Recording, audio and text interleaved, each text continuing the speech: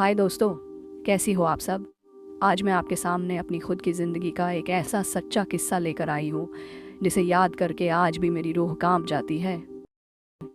मेरा नाम ईशा है, मैं कोटा से हूँ और ये कहानी है मेरी और मेरी दोस्त प्राची की, जो अजमेर से थी। हम दोनों जयपुर में आर्किटेक्ट की पढ़ाई करने गए थे और एक दूसरे को पहले से बिल्कुल नहीं जानती थी। मैं हमेशा से आर्किटेक्ट बनना चाहती थी। मुझे जयपुर के एक अच्छे कॉलेज में एडमिशन मिल गया। प्राची का भी यही सपना था, उसे भी वही कॉलेज मिला। हमारा कॉलेज जयपुर के आउटस्कर्ट्स में था, मेन सिटी में नहीं। जब हम एडमिशन कंफर्म करने वहाँ पहुँचे तो पहली बार मिले और पता नहीं क्यों इतनी अच्छी ट्यूनिंग हो गई कि लगा जैसे बरसों की जान पहचान हो। हमने तय किया कि 7 रूम मिल जाए तो कितना अच्छा होगा, और कमाल की बात, हमें सचमुच सेम रूम अलॉट हो गया। हम बहुत खुश थे। जिस हॉस्टल में हम रहते थे वहाँ बाकी सब इंजीनियरिंग की लड़कियाँ थीं, सिर्फ हम दोनों आर्किटेक्ट वाली थी।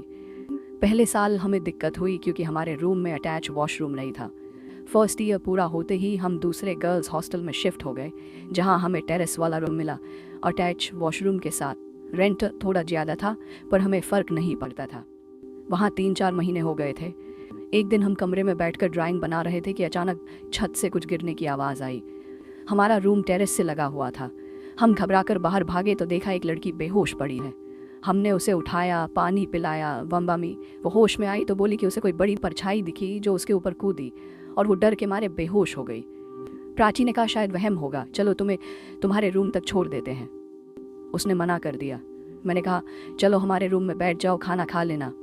यह सुनते ही उसने एकदम भारी और बदली हुई आवाज़ में कहा कि वो हमारे रूम में कभी नहीं आएगी। हमें अजीब लगा पर सोचा शायद बेहोशी की वजह से होगा। यही सिलसिला अगले 5 दिन चलता रहा। हर बार वो उसी वक्त टहलते हुए बेहोश हो जाती और जब हम पास बुलाते तो घबरा कर भाग जाती। छठे दिन जब मैंने साफ पूछा कि आखिर तकलीफ क्या है तो बस इतना बोली, तुम दोनों मुझसे दूर रहो। उस रात करीब 9:30 बजे एक लड़की ने हमारा दरवाज़ा खटखटाया। बताया कि रात 12 बजे वार्डन मैम का बर्थडे सेलिब्रेट हो रहा है, हम भी आए। हम समय पर पहुँचे, केक कटा, सब खुश थे।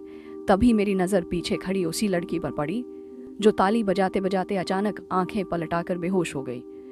मैंने सबको शांत किया और उसे उसके रूम में ले गए। रूम में पानी पिलाकर मैंने पूछा कि क्या उसे कोई सीरियस प्रॉब्लम है, पेरेंट्स का नंबर दे दे।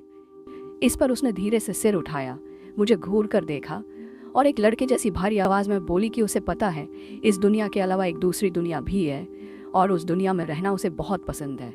ये सुनते ही हमारी हालत ख़राब हो गई। हम एक दूसरे को देखकर वहाँ से भाग खड़े हुए सीधा अपने रूम में पहुँचे। हमारे रूम में हनुमान जी की एक मूर्ति थी जो हम मेहंदीपुर बालाजी से लाए थे। मैंने उसे हाथ में लेकर हनुमान चालीसा पढ़नी शुरू की। रात के 12 बज चुके थे। चालीसा पढ़कर मूर्ति वापस रखी ही थी कि अचानक मुझे महसूस हुआ कि कोई पीछे से मुझे देख रहा है, जबकि प्राची मेरे बिल्कुल बगल में बैठी थी। तिरछी नज़र से पीछे देखा तो टेरेस की खिड़की में वही लड़की खड़ी थी। बाल पूरे खुले हवा में उड़ रहे थे, आंखों का काजल पूरा फैला हुआ था, आंसू बह रहे थे और वो हंस भी रही थी। हम दोनों बुरी तरह डर गए, लेकिन इशारे से तय किया कि कोई रिएक्शन नहीं देंगे, बस मन में हनुमान जी का नाम लेते रहेंगे। करीब 2:30 से 3:30 बजे तक वो कभी दरवाज़ा खटखटाती, कभी खिड़की की सलाखें हिलाती, कभी चिल्लाती, कभी रोती रही। फिर अचानक सब शांत हो गया और वो नीचे चली गई। बहुत घबराई हुई मैंने अपनी बुआ को फ़ोन लगाया जो झाड़ फूंक में माहिर थी। उन्होंने कहा हनुमान जी को साथ मानकर वहाँ से जितनी जल्दी हो सके निकल जाओ। सुबह होते ही हम दोनों ने पैकिंग की, फौरन वार्डन को बताया कि घर जाना है और अपने अपने घर निकल गए। रास्ते भर लगता रहा जैसे कोई हमारा पीछा कर रहा है। घर पहुँचकर मुझे हल्का बुखार भी आ गया था। बुआ ने झाड़ फूंक की और कहा कि तुरंत वो रूम खाली कर दो। हम दोनों फिर से पेरेंट्स के साथ जयपुर पहुंचे और वार्डन से बात की।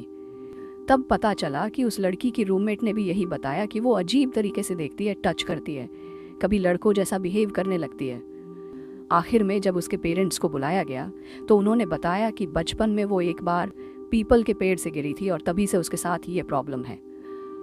लोगों ने कहा था कि उसके शरीर में एक जिन्न आ गया है जो उसे बहुत प्यार करता है और कभी नहीं छोड़ेगा।